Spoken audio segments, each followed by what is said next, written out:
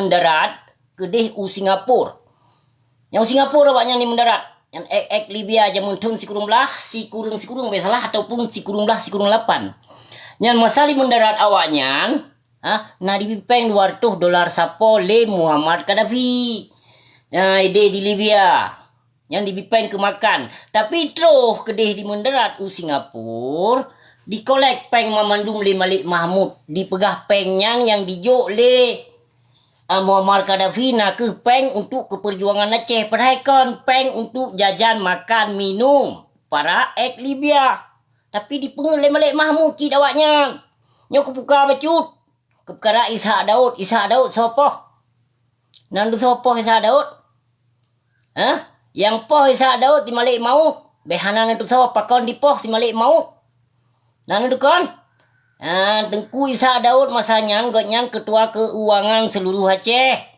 Yang peng sabe kirim ke Malik Mahmud jadi saboh wate. Yang pertanyakan ledro ge tengku. Tengku Ishak Daud. Hopeng ka yang ke masanya dipoh tengku Ishak Daud. Nana depu. Oi. Halo. Nampung mah.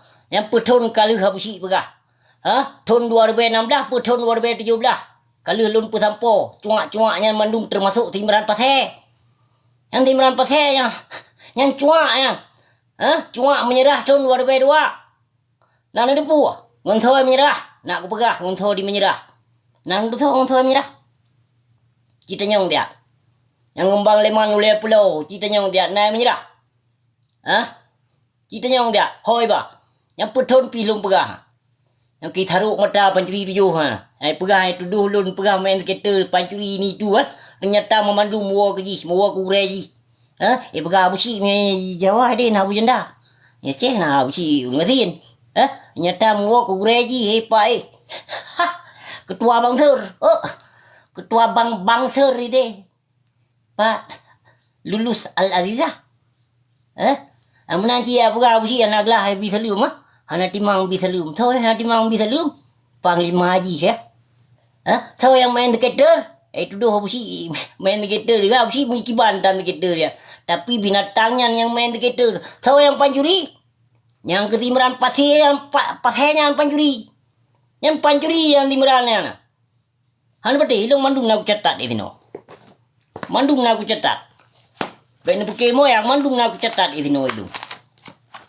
Ilun kucok informasi mio hanal hedo do urung hangku pegah.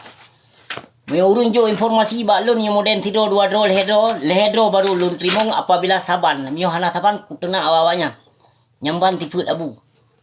Amau. Aku peh le 3 baule. Nak caro. Kajit nyumna. Aku ka pikir. Cilakau.